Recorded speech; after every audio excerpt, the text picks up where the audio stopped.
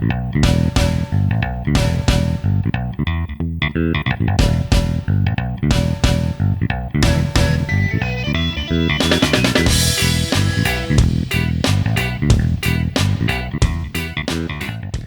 boys and girls. It is week 0 of the 2023 college football season.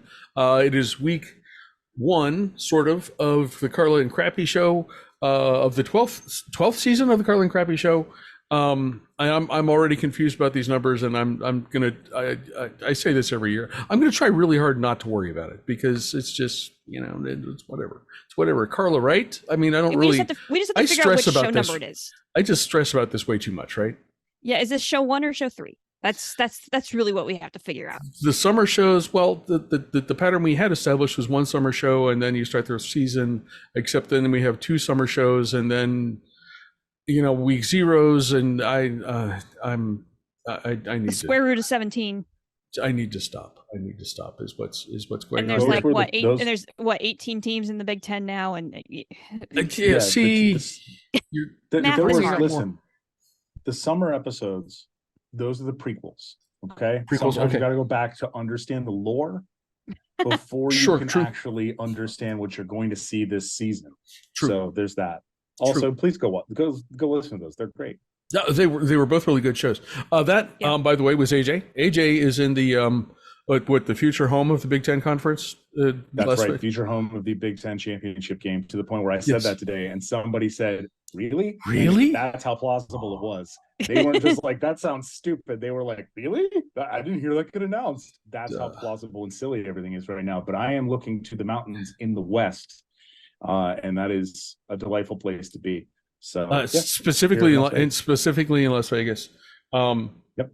I'm envious. We've been as we've been preparing, we've been looking at pictures of the sphere, which is a thing that I didn't know existed, and it's a giant eyeball, or among other things. If you haven't seen a video of that, go look at those videos. Yeah, you go take a look. The fact that someone spent $2 billion to build that thing. So it is a freaky looking arena, but I'm endlessly fascinated. This is typically the show where we're excited because we're not talking about the off-season stuff.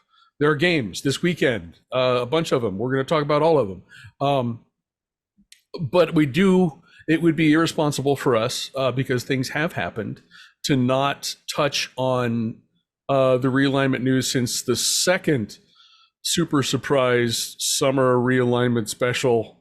And this action mostly involves the ACC and the Stanford and Cal trying to find a home desperately. I read a quote today about from UNC's the legendary, and I say that and I don't remember the guy's name, legendary women's soccer coach, who said quite plainly, "I hope Stanford and Cal go die on the vine." The AJ, that's a fairly common reaction to the idea among the ACC schools anyway, about taking on these new partners, right? Yeah, the difference here is that there's not a $50 to $70 million payday for doing so, right? Which is what the Big Ten got, right? You would just get more travel and no extra money to do it, and so no one really wants to do it in the ACC. So there was since we last spoke, Stanford, since the last Cal, very and special SMU, episode, yes, since the last after school special, there was a Stanford rumor that Stanford, Cal, and SMU to the ACC, and the ACC presidents were like, "I don't know about all that," and decided not to do that. This is kind of, I think we're kind of settled. I don't think anybody's really going to get pulled in unless Stanford and Cal really make a pitch to the Big Ten. I think the Big Ten's the only conference that would take them at this point. They fit academically, so on and so forth. But it means you have a 20-team conference, and that, I think, is where the Big Ten presidents would draw the line. But hey, we thought the line was drawn a long time ago. So, we'll see where it goes from We there. have no idea. And so that leaves with the prospect of one what should be a pretty cool final football season for the Pac-12, and leaves us with a Pac-4. At some point, AJ, what I want to hear what both of you have to say about this, and is there what is the Pac-12 going to look like at the outset of the 2024 football season? Will there be such a thing? I don't think so. Okay. As much as it hates and pains me to say that. Mhm. The choices are the Pac-4, go out and try to recruit effectively the rest of the Mountain West, or try to form a super conference there. The problem is they don't have the draw. The Mountain West right now gets, I think, 4 million, 5 million a school. Somewhere in that range. Maybe if you add those 4 schools in, you could bump that to 6 or 7, but that is a far cry from the 20 some that those 4 schools are getting. Potentially you bring those schools up, you go back to Apple and say, hey, instead of 23 million, let's do 15 and see what you can do from there. But honestly, it stinks. I would expect to see probably the 4 remaining Pac-12 schools go independent. Wazoo has eyeballs. They were actually like the 4th highest viewed school in the Pac-12 based on TV ratings. They were higher than UCLA. The other 3 were Oregon, Washington, and USC. There's a reason they're in the Big Ten. UCLA just went with their distinct crosstown rival. Yep. But Wazoo drew eyeballs. Oregon State can draw some eyeballs, not nearly as high. Stanford and Cal don't really draw that high anymore. So I don't think there will be a Pac whatever. I could see some of them going independent. I could see some of them joining a Mountain West type conference. But I think one of the things that's being lost in all this is that this encompasses all sports. Stanford is an incredibly attractive Stanford school. Is the top athletic program in the country across the board, and has been for years. Football program, outside of their football program, this is across the board. Stanford has the best athletic department in the country: track and field, U.S. swimming, soccer, basketball. They have had a mountain of success in non-football sports, and that's what makes them attractive to other conferences. The problem is those sports that they're very good in are not the things that people watch, and because this is all about TV money, that doesn't take them very far. But Carla, what do you think about the Pac-4? Carla, is there going to be a Pac something in 2024? I hope so, but I think it's only going to be in name only. I think what you're going to end up seeing is a lot of what AJ's talking about. There was a discussion on the table from somebody at some point saying that the Pac-4 was going to merge with the Mountain West, and that the Mountain West was going to rename itself the Pac, whatever, for legacy purposes. Which, I mean, some of the schools in the Mountain West, adding them in with the teams that you've got there that are sitting in the Pac-4, like that actually wouldn't be a terrible conference when you look at the San Diego States, the Boise's, right? Like that could actually be a pretty decent conference. Maybe you rope SMU in, pilfer a couple of teams out of the AAC that makes sense a little bit in the region. I think you could put together an okay conference, but again, it comes down to the media rights, right? And the media rights just aren't there. I like the idea of going back to Apple and saying, can you cut us 15? And realizing they're going to take a budget hit. But I think that's the only way you're going to see a conference that has the Pac at the beginning of it, is either the Mountain West agrees to rename itself, or you start seeing a pilfering of part of the Mountain West and part of the ACC to create this new conference. But then, there's been a debate of, is that a Power 5 conference now? And you could have that debate too, right? I mean, some of those teams you bring in are on the edge of potentially being at power conferences or power teams, but not all of them. So I hope there's a Pac, whatever, 12, 10, 8. I just don't know if it's realistic until somebody figures out the media rights. I would hate to see the name go away. I would hate to see the full legacy go away. Although you can argue that, as a former Cleveland Browns fan, you can argue what exactly the name and history get you. It doesn't always get you a whole lot sometimes.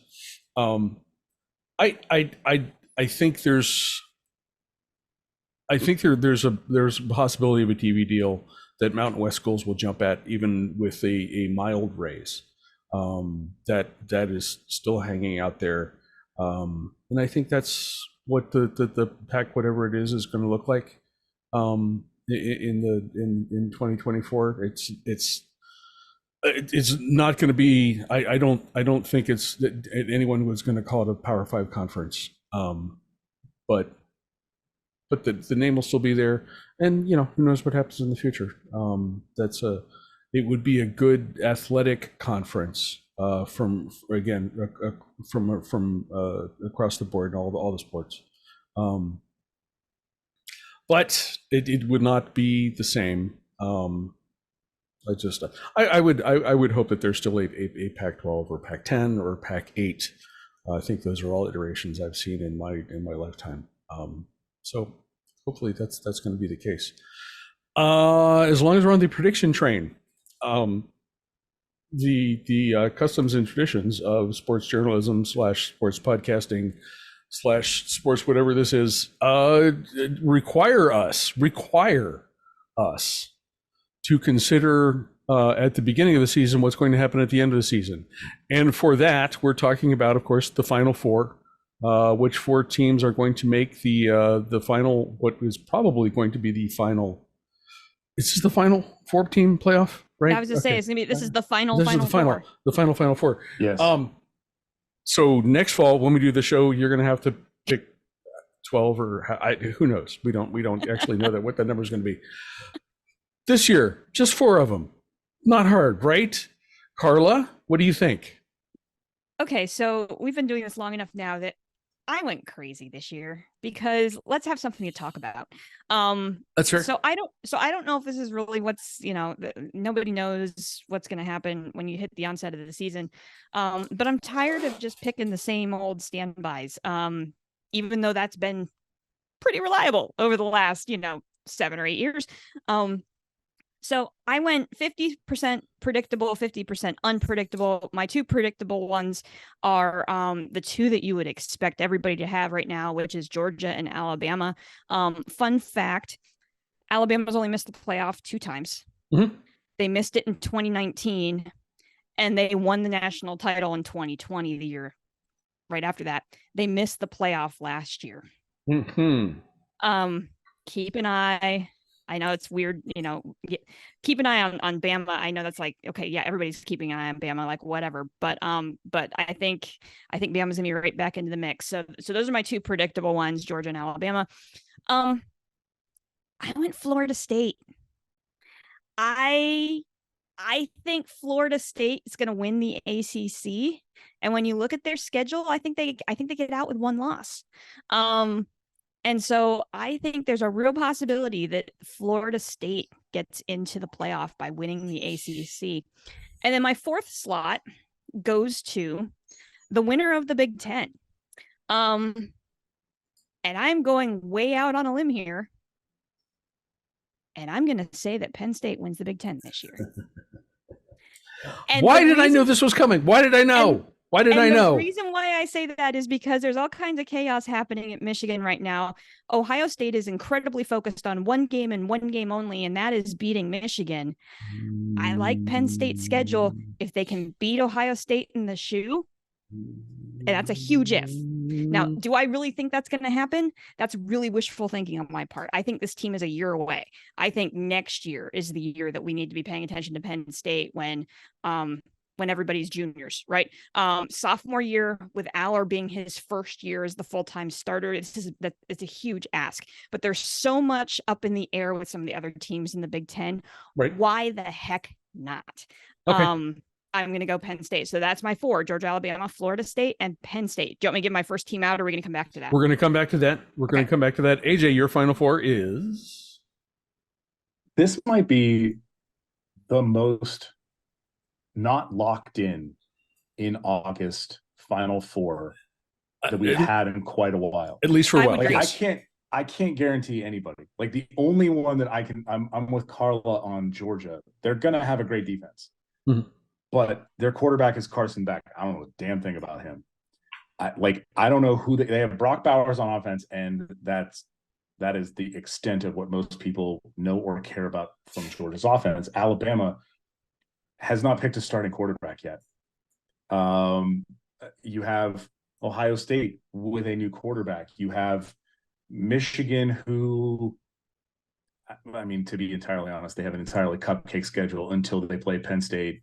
I forget who. I think it might be Maryland in the middle, and then Ohio State to finish the season. But like they don't really have a ton there either. Like I can't guarantee that what's going on there. Ohio State doesn't really have a quarterback. The defensive line is better. Potentially they have a much better defense to actually put the stops to people and not just rely on the fact that they have an NFL receiver room. But like it's not locked in. Hey, I'm out here in the West. Did you guys know that USC still has a stupid good offense? Hey, USC's still hanging around out here. I've heard something about that.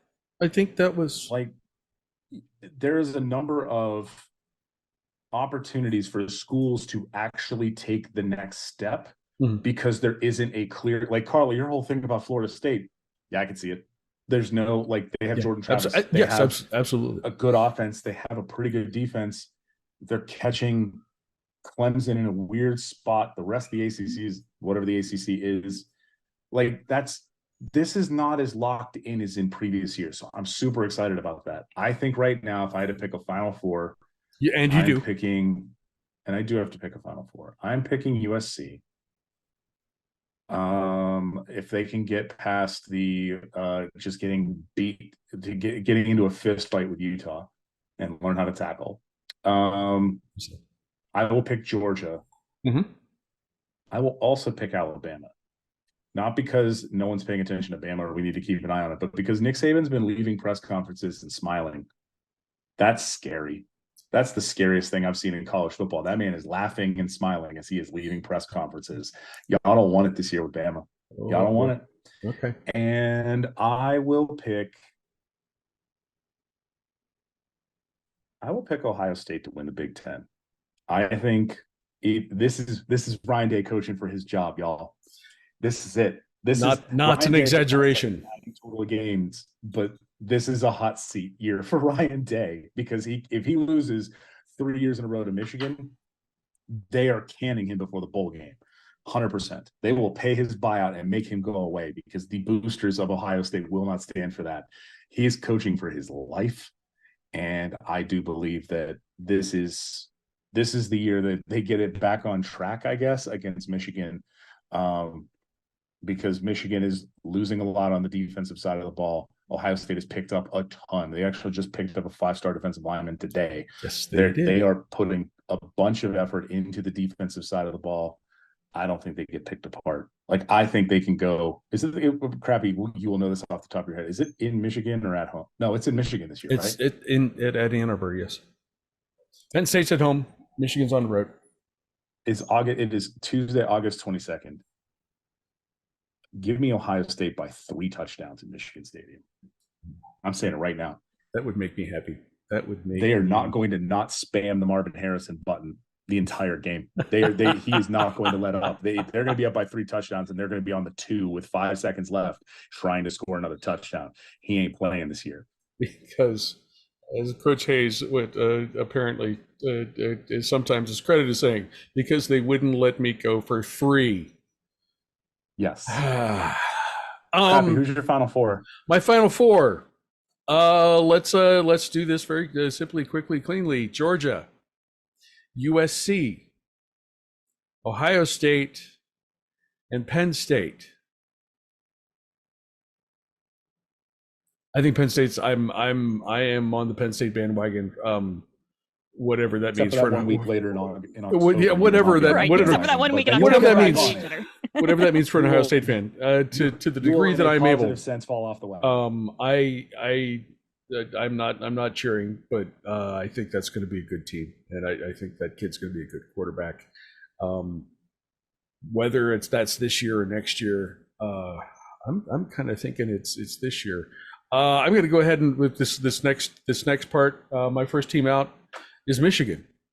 The stuff that's going on with Jim Harbaugh and the NCAA is the same stuff that cost Jim Tressel his job.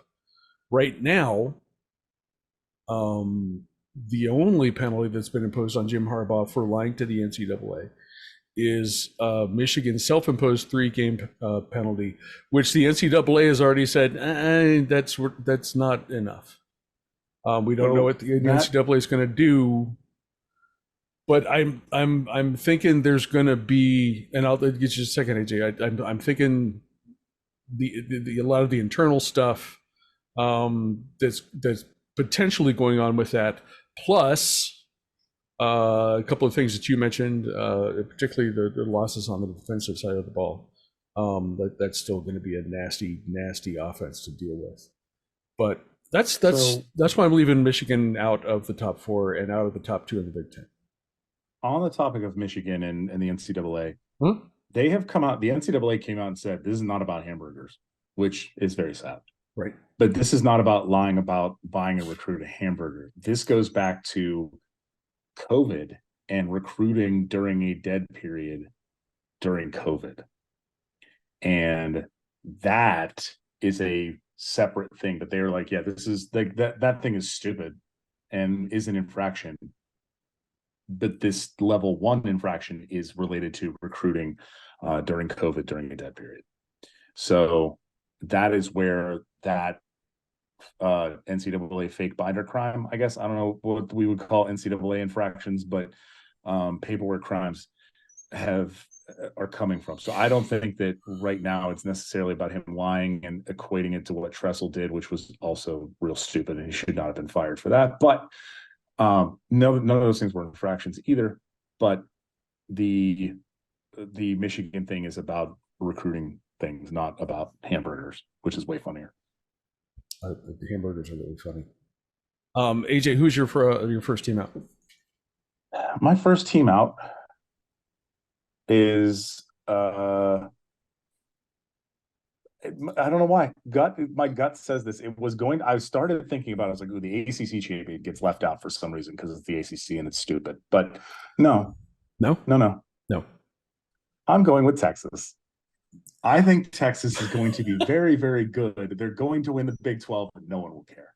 And they will not get into the playoff in their last season in the Big 12 because they will lose some stupid game. 1 or 2 stupid games this year that they should not lose, like an Iowa State type of game. No shots at Iowa State, just that's the type of game they would lose, and that keeps them out of the playoff. Yeah, okay. Where's the K-State game? Ooh, because that's a good question. If that's in Little Manhattan, that's the stupid game that they lose. Stand by, flipping to Texas 2023. They are at home for Kansas State. Okay. They are they have to go to Ames. Okay. That has potential then too. That is a fun one. AJ, one final question before we move to Carla. The G5 team with the best shot at a playoff or New Year's Six, or who's that going to be? It's Tulane. I think Tulane coming out of the AAC. That's right. Get your pennants. My man got the home field Tulane pennant. Home field sponsor us. I did. Please do. I actually need to look and see if my home field order delivered because I have a delightful hoodie in there. But I think Tulane is the one that has the opportunity to do it because they have schools on their schedule that would be good wins for the playoff committee. Like Boise doesn't really have. Actually, I take that back. Boise, if they go undefeated, yes, put them in the playoff. Their schedule is brutal. I don't think they got it like that. That's why I'm saying Tulane. But Boise State's schedule is insane. I think I pulled up their schedule and it was like the first 5 games of the season. If they win 2 of those games, I'll be surprised. Tulane has Ole Miss coming to New Orleans, which is going to be a very fun game. And there's a number, like Tulane has games on the schedule that are winnable, that have name brands attached to them that are P5 teams. Okay. That I think they could get up and over the hump, especially coming off of beating USC in the Cotton Bowl. So I think there is which is again a thing that happened, and a reminder that everything is great. So yeah, give me Tulane. Everything is beautiful. Carla, we need your first team out and best G5 program for this season. Who's that going to be? So first team out, I really struggled with deciding between Florida State and USC. For in the playoff, because I think USC is right there. I mean, they've got the returning Heisman winner, right? Like, I mean, that offense is going to be just as good as it was last year. The only reason that I have USC as my first team out is because I am hoping that the Pac-12 does what the Pac-12 does every year, which is eat its young. They just all go out and just, it's war every week in the Pac-12. And so just like you were saying, AJ, that Texas is going to find a stupid game to lose. I think USC is going to find a stupid game to lose, although that might be Utah. That's not a stupid game to lose, but I think USC is they'll lose a game that was close and they probably should have won, but was legit, but then they'll lose a stupid game. And I think that's what's going to keep them out of the playoff. My best group of 5 team, I agree, it's Tulane. Michael Pratt's back, and all of the tough competition in the AAC went to the Big 12. So Tulane's kind of got a wide open, and they have a legit schedule too, like what AJ's saying, but like conference wise, Cincinnati's not there anymore. UCF's not there anymore. Houston's not there anymore. So like they've got a conference that is theirs for the taking. If they're able to pull that off. UTSA meet is intriguing, but that's a new conference for them, right? Yeah. They're predicted to perform well, but like taking the step up this year, you got bigger competition in the American than you did in the Q. So let's be real. And so I think they're going to do fine in the American. I just think it's going to take a year for them to get adjusted and get acclimated into the new conference. So I'll stick with Tulane for now. Okay. I will say it would be truly hilarious if USC runs the table and wins a national title. They like the last season of the Pac-12, and the Pac-12 is the champion of the playoff. Give me this so much. Oh, I want it. We now know it's not going to happen, because you're right, Carla. The Pac-12 will eat its young, but I want this to happen so much. I need Pac-12 refs just completely bending everything to make sure that some Pac-12 team goes to the playoff and has a shot at winning the Natty. I want this. And we know what AJ's goal is for the 2023 season. A noble goal. I'm an Ohio State fan, as you guys know, and I would not appreciate that so much from a fan standpoint, but man, it would be fun. That would be really funny. I already gave you my first team out. That would the team up in Ann Arbor. Best shot for a playoff / NY6 bowl. It is Tulane. They are following the AJ established a 2-year program. They're in the second year of the 2-year program. So it is perhaps not out of the question a playoff berth for them. It thinks if things fall in the right place.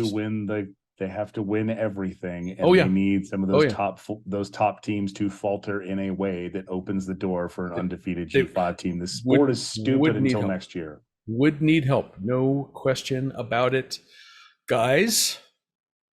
We're going to pick football games right now because there are football games to pick. We're just gonna breaking this down between P5 and G5 and blah blah blah blah blah. There aren't that many games, week 0 games, but there are a couple good ones.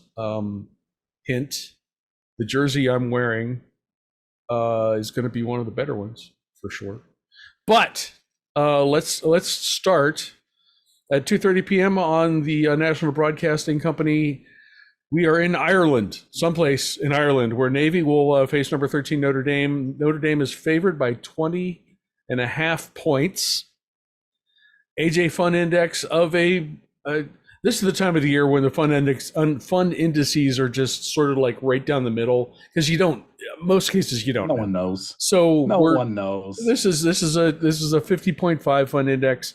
That sounds okay, but you don't have any idea. Carla, why? What is Navy and Notre Dame doing in Ireland? That's a good question. I don't know. I don't know. I mean, my notes for this game are kind of like, yeah, it'll be a nice spectacle to watch, a nice way to kick off the season. A lot of shiny helmets. A lot of shiny helmets. Shiny helmets. International game. The international games tend to be intriguing. Ask Northwestern about that. Where Northwestern's only win for a long time last year was not on American soil, which was a lot of fun. But this one, I mean, Navy's got a new coach, or a new offensive coordinator. Maybe both. I don't remember. I was reading stuff really quickly. But they're sticking with the option. They're not changing their offensive scheme, but you might see Navy pass the ball a little bit more, which would be, kind of, I know, shocking. But I mean, it's Notre Dame. My notes on this game literally say Irish. That's it. Okay. This is a Notre Dame win. It'll be beautiful to watch. Nice spectacle. But yeah, this is Notre Dame win easy. AJ, is this true? Navy might throw the ball. Yeah. So there was actually a rule change, a very small but incredibly important rule change that happened before last season that effectively banned cut blocking.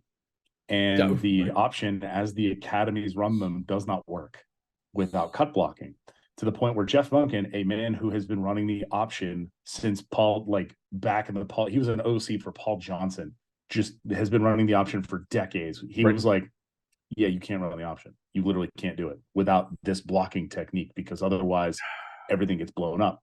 So Navy is going to try and keep it moving. Army very much has already come out and said, yeah, we're not doing that. To the point where one of the quarterbacks, I think it's the starting quarterback for Army, not to make this an Army segment, but Crappy's here. He actually got rug burn because he didn't wear an undershirt under his jersey, and got rug burn under his arm from throwing so often. That's not good, sir. You know that. Air superiority will become a thing here for the military academies. It's a thing about the U.S. Army and the way that it works. But Navy is still going to try and run the option. It will work out poorly for them. Notre Dame is going to win this game because they are the better team. But also Notre Dame is playing this game in Ireland because they have the lone international TV deal. They are on Sky Sports. There are 6 or 7 games. ESPN is not broadcasting any college football games in the UK this year. So if you are out of the country and you would like to watch American football, you will have to invest in a VPN and a subscription to some sort to watch those games. You can't just watch them on regular TV. So, okay. There you go. Okay. I would say that was a dumb thing to do, sir. If you're throwing the football a lot, put an undershirt on, because West Point guys think they're smart. Okay. My take, this game makes more sense than Nebraska Northwestern a year ago. I'm still, Sky Network and blah, blah, blah, blah, and Notre Dame and international markets. I'm like, okay, that's fine. Opening the season against the military academy, and with Navy insisting on trying to block the option. That's still a chore. Perhaps this is an interesting game for a quarter. If it's interesting beyond that, there's bad weather or something going on. The Leprechauns win this one without too much trouble. At 5:30 on, say it with me, boys and girls, the Network of Champions. Da, da, da. We're gonna talk about that next week. UTEP at Jacksonville State. When I checked on this game today, it was even. The line was even. AJ Fun Index of 52.5. AJ, tell us about this one. So Jacksonville State coming up from FCS. They are coached by Rich Rodriguez. You may remember him from such films as a long time at Michigan, and formerly the OC at wanted to say ULM, but it's not ULM. I think he was at Ole Miss. Anyways, Jacksonville State. He's the head coach there. His son, Rhett Rodriguez, was the quarterback for a bit. So he is now the head coach at Jacksonville State. It's a pretty good school. They're based out of Alabama. There's a ton of talent around. UTEP, though, let's go Miners. UTEP has built themselves up into a formidable presence, something I didn't think I'd ever say. They are very good, and Dana Dimmel has put together a fantastic program now, to the point where UTEP can come into a year, and it's great. Give me UTEP to win the Jacksonville State. Welcome to FBS. Very nice, Carla. And more importantly, for my purposes, welcome to the CUSA, because both these teams are in the CUSA. Jacksonville State won the ASUN last year, so they're a good program moving up. And you wonder if they have some of the momentum of some of the teams that moved into that came into the Fun Belt, right? Your James Madisons of the world, and that it really had some momentum after a good year in FCS moving up. That'll be interesting to watch. Prediction wise, both these teams are predicted in the bottom half of the CUSA, which is a little bit surprising because I agree with AJ. UTEP's building. UTEP, Dimmel's been there for 6 years now. I've seen some notes of UTEP might actually have to do something to try to keep him. At this point, if he keeps showing some success, that he might be a nice coach to move up to the next level. But they've got an experienced quarterback, a good offensive line, and an experienced tailback. Those are all good things in the CUSA. So I'm going to say, Miners. Okay. Jacksonville State, there are the newcomer, having made the leap from the land of the FCS. They are pushovers, right? No. 9-2 last year. The thing that I'm most curious about, there's a lot of senior talent returning on offense, including a fifth-year senior and quarterback Zion Webb. Is that enough to shock UTEP in the opener? I'm thinking it might be, and I'm going to go ahead and pick the Gamecocks. Why not? Go Gamecocks. Let's go. 7 p.m. on ESPN. UMass at New Mexico State. New Mexico State is favored by 8 points. The AJ Fun Index of not so fun 44.5. And early in this, I got to say, AJ, early in the season, that's a rough number. That's a tough one. But we're going to let Carla take this one first. What do you think, Carla? I have very few notes on this game. New Mexico State actually building some momentum. Nice. with head coach Jerry Kill, actually starting to put together a pretty good program there. They made a bowl appearance last year. He got a nice tattoo because of that. I saw it. Came across that picture today. Yes. UMass went 1-11 last year. So this is Aggies win. I'll let AJ fill in the details. AJ, details. So UMass, being an independent, will play anybody, and New Mexico State is more than happy to have them out. They are also playing, I believe, UMass also plays New Mexico. Mm-hmm. So you have UMass is playing the entirety of New Mexico. This is the sickos game of the week. Mm-hmm. If it is not the sickos game of the year. This is two down bad teams, and we're getting it on, say it with me, ESPN proper. I watched this game. No twos or U's or no twos, no plus, no U, no news. This is ESPN heavy is where you're going to be able to watch this game. And also, I watched this game a few years ago when it was on a local TV station in New Mexico.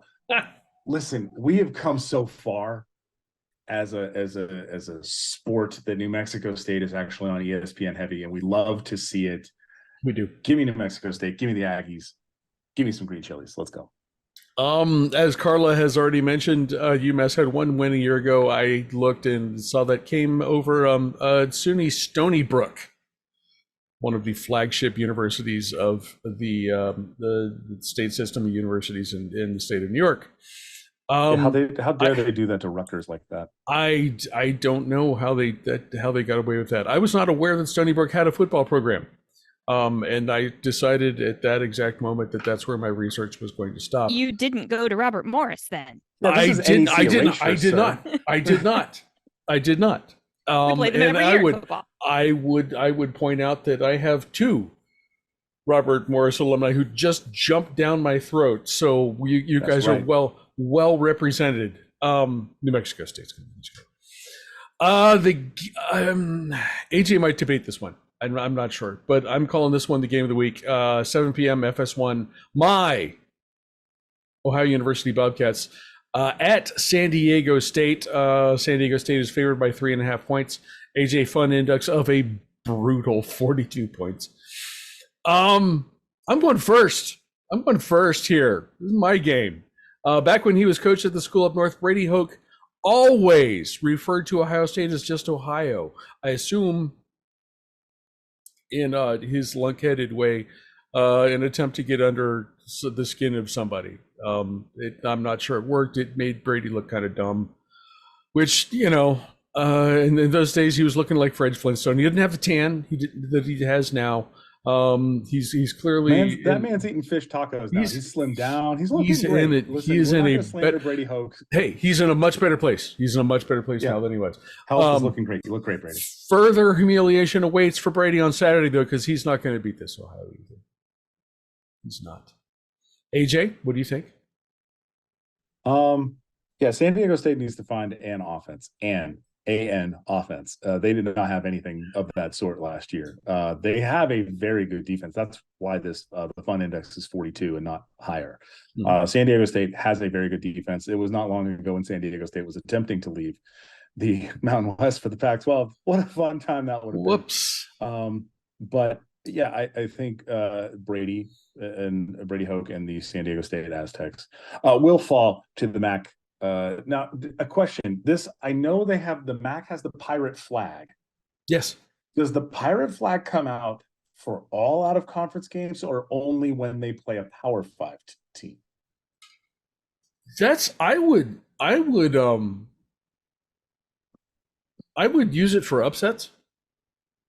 But is this particularly for I mean, you're playing another G5 We're playing another G5 school, but we're traveling across the country on a night game. I know there's going to be some Evans in San Diego, and it's going to be hard to find home cooking while you're out there.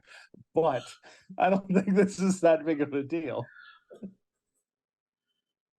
Listen, I don't know about. Okay, I don't know. He has to go to El Paso. Calm down. I don't know about the pirate flag and whether or not I'm waving it for sure with a win here, but we got your prediction on this, Carla. What do you think? So how bad was San Diego State's offense last year? They flipped a quarterback who had gone to safety back to quarterback because they couldn't find a passing game, and that would be Jalen Maiden. Jalen Maiden started the year last year at safety. A few games in, they moved him back to quarterback, which was his natural position when he was recruited. So fun story there. That's how bad the San Diego State offense was. Okay. Last time we saw San Diego State, they were losing to my Middle Tennessee State Blue Raiders in the Hawaii Bowl. Ding, ding, ding, ding, ding, ding, ding, ding. So there is that. Bobcats should be in the mix for the MAC title. I mean, Curtis Rourke's going to be back. Ohio's offense is loaded. With talent coming back. Yes. And if they can just all put it together, you got this game on national television. Go Bobcats. Go Bobcats. We like it. Quick update on the pirate flag. Did some Googling. It turns out that it was provided for anytime there was a significant win. So I would imagine that beating San Diego State, a school that attempted to leave for the Pac-12, would be considered a significant win. Fly the flag. Let's go Bobcats. Let's go. 7:30 p.m. on the SEC network. If we did not have, if that was not the game of the week, this would probably be Hawaii travels to Carla's hometown at Vanderbilt. Vandy is favored by 18. The AJ Fun Index is a 56. Carla, you're going to go, then I'm going to go, and then we're going to let AJ have the last word on this one. Okay. Well, and you said I'm going to go. There's actually a possibility that I might actually go to this game. You should go. We're trying to figure that out because like I mentioned in the last show, I've got convocation at MTSU and I got to figure out how to get there. But and the other fun thing that people aren't talking about really is the fact that like Vanderbilt's playing in half a stadium this year. I read that today, and that's going to be an interesting thing for TV. Yeah, because their stadium is being renovated right now. It's gonna be beautiful when it's done. But it's gonna be real interesting this year. But it's not out of the ordinary. Like we've seen this happen before. Teams do this all the time, playing in partial stadiums while they're being renovated. Like this is not as big of a deal as people are making it out to be. So okay. Vandy went to Hawaii last year. We've seen this game before. Vandy went to the islands last year and beat Hawaii 63-10. The game was not close. And for a brief, fleeting moment, we all asked, can Vandy make a bowl game? And the answer to that question was no. No, Vandy cannot make a bowl game. I don't think the score is as lopsided this year. Okay. But I do think Vanderbilt gets the win at home over our beloved Rainbow Warriors. Okay. Last season was a rough year for the Bows and for Timmy Chang, who I would hope has learned some lessons from the tale of Scott Frost. I would expect to see some improvement this season, both on the field in this game and as the season goes through its natural course. Nashville, however, winning there is going to be a tough thing. It's just that is a lift against an SEC team. Even one like Vandy is going to be a bit much. So Vanderbilt wins this one. AJ, your beloved Bows. That's true. My beloved Bows. It's weird they're playing at a normal time because they're playing in the Eastern time zone. I don't like that. But and that excuse me, we're Central Time. That's right. Sorry, they're playing in God's time, which makes it worse. Thank you. This is not going to go well. I'm just going to say that right now. I love my beloved Bows, but they don't play well, terribly away from the Big Island or from the small island there in Oahu.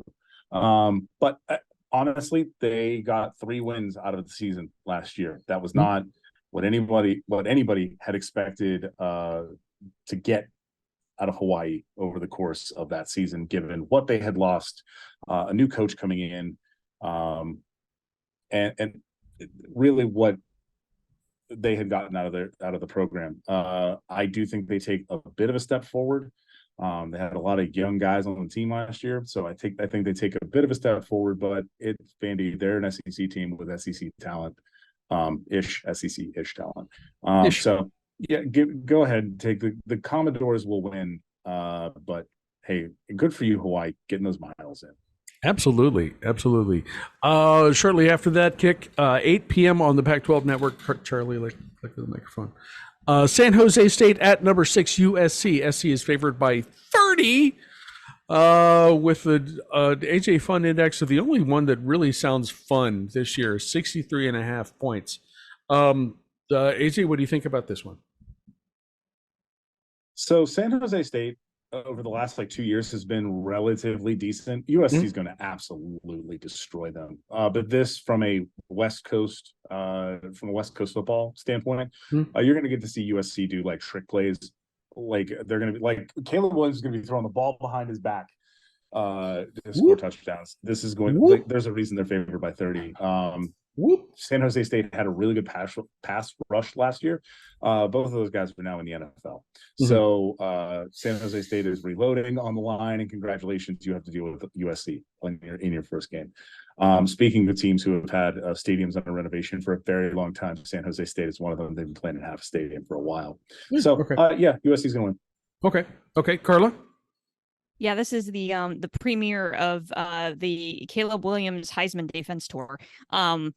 And he's going to put up some pretty spectacular numbers against San Jose State and immediately become the front runner for 2023 Heisman. USC wins this game big. No, I don't want to hear any 2-time Heisman talk. I expect the same thing. SC is going to win this big. My notes at this point were sort of finally coming up at 9 p.m. on Saturday on, again, the Carla, what do we call it? That would be the Network of Champions. The Network of Champions, CBSSN. Florida International at Louisiana Tech, our second CUSA matchup of the day. Tech is favored by 10. The AJ Fund Index is at least an interesting 58.5 points. Carla, what do you think? So again, when you're looking at predictions, also high, more CUSA action in week 1. I like this. Or More week 0. CUSA. I like neither of these teams were predicted to finish above 500 this year. So that's kind of the quality that we're looking at here. FIU lost some really key pieces to the transfer portal. They were kind of putting some things together, and then a couple of their top defensive players said, peace out, we're gone. Louisiana Tech, on the other hand, picked up quarterback Hank Bachmeier from Boise, who's playing for his 5th year of eligibility. And the defense also picked up 11 transfers. So you have 11 transfers coming in to Louisiana Tech, which is good because last year's defense ranked next to last in the nation against the run. It's going to be helpful. Yeah. All that said, I think I'll take the Dogs at home. Okay. AJ? Yeah, Florida International. I'm really sorry. You're in Miami and everybody's like, oh, it's Miami. Surely they'll have talent. They don't. At Louisiana Tech, not a great place. You're not built for Ruston like that. So yeah, give me Louisiana Tech. I did some reading the other day, and I saw a CUSA preview in the Athletic, and FIU is listed in the Athletic as in the 3rd tier of the conference, along with Jacksonville State, as we mentioned, just joining the conference from 1AA land, and Sam Houston, which is doing the same. That tells you everything you need to know about this game. Louisiana Tech will win this handily. Boys and girls, you can hear the Carla Crappy Show on Apple Podcasts, Spotify, Google, and a variety of other podcasting hosts. You can watch us on YouTube or the show's Facebook page. And hey, for the first time, you can read us on our Substack. If you like us, yay! If you like us, please subscribe, rate, and review. If you don't, mind your own damn business. Be sure to come back next week. We will do this again, and you can see exactly how wrong we were. AJ, one final thought. Every year, it's very fun to play the game of, okay, I don't want to pay for cable. How much would it cost me to watch all of the football? And a fun piece of information I saw today is to cut the cord and still see every FBS game, not FCS. If you want to watch FCS, it's more expensive. But if you want to watch every FBS game, it would cost you $101 per month. You need a $85 Fubo TV package, along with ESPN Plus and Peacock. If you want to watch FCS, you're going to probably have to pick up Flow Sports, which means you're going to have to pay an additional $30 to get Flow Sports. So, yeah, it's very expensive. It is one of the more expensive sports to try and watch all of. Soccer is up there because of how many different services all of the various different games are on. But this is how much it would cost for you to do that. So there, final thoughts. And I'm already writing the checks. So, there we go. Carla, what do you think? So I don't often recommend pieces of writing from the Worldwide Leader anymore because there doesn't tend to be a lot of good pieces of writing on their website these days. However, Bill Connolly wrote a really, really excellent column this week on how to have fun this college football season. And he makes a really, really good point about halfway down. And I mean, there's a lot of good stuff in there about how this is the best ever season for midweek football with CUSA moving to that schedule and all that kind of things. And there's a lot of really good stuff in there, but he makes a really, really great argument that this should be the year that we all root for Oregon State.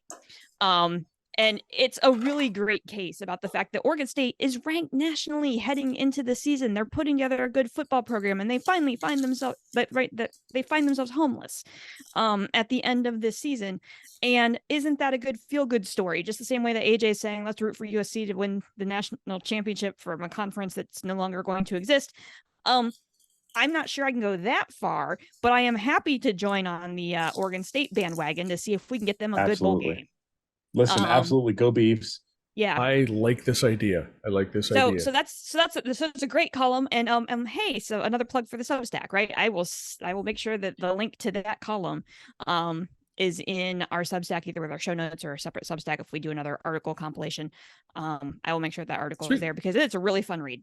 I did an article compilation today. I saw that. You guys jump in whenever you wanna. I am going to. This is a kind of a challenging thing, especially right now because it's a little difficult to see here. I'm going to scooch over, and you can see if you're watching. You can see over my right shoulder, not the cat. Quit looking at the cat. It's not the cat. There's a glowing box on the shelf behind me. And I wanted to acknowledge this on a show. Charlie, come on down here, buddy. When you have nerdy friends who have access to 3D printers, you may be lucky enough to end up with something like this. And AJ, I'm doing this because Brian is not on social media anymore, and I have no way of getting in touch with him. This is a very old friend of mine. I will post pictures over this segment so you guys can take a look. It is essentially a plastic box, Ohio State logos on either end, and a fan image on one side, and the ubiquitous glove forming the Blocko image on the other side. I'm holding this up with my hands if you're listening. My friend Brian was experimenting and just made this out of the blue. It is lit up inside. I have it displayed prominently back here behind me, and I look at it every damn day. I'm going to figure out a way to make sure that Brian gets to see this, so he understands how appreciative I am as we get started with this football season, to have this really cool, really unique reminder of my fandom and of college football in general. But so you guys, if you're watching, you will see pictures of this. I will post pictures elsewhere so you guys can take a look. But AJ, pass this on to Brian if you talk to him sometime soon. I thank you. This is really, really cool. I've had it for about a month, but I wanted to make sure we made this a part of the show. Boys and girls, I think that's all we need to do for this week. We have actual college football games, which we are really excited about. And save your strength, because week 1 begins Thursday night. It does. Florida and Utah. So, man. Yeah, you got to listen. This is the warm up. This is the stretch. Like, figure out where all your channels are. This is ready. how you get your back and forth going. If you're like me and you watch multiple games at one time, you got to get back into the habit of how to move your windows around. Mm-hmm. Listen, this is the warm up week. This is our preseason. This is week 0. There's not a whole slate. There's like a baby slate. This is the time to get it all right. Perfect time to get warmed up. Don't forget your hamstrings. That kind of stuff can bite you and last the whole season long. So let's not do that. Thank you guys, AJ and Carla, for everything that you guys do for the start of the show. AJ enjoyed Las Vegas. Carla enjoyed what is Nash Vegas, I guess. Nash Vegas in 105-degree heat. Hotter than Las Vegas in the desert, by the way. It is. That's always completely true. It is 90 degrees right now. It's 7:30. Our heat index today hit like 112. Like it's insane. Guys, and thank you guys for watching. Cheers, everybody. Have a great weekend of college football, and we'll see you back here next week.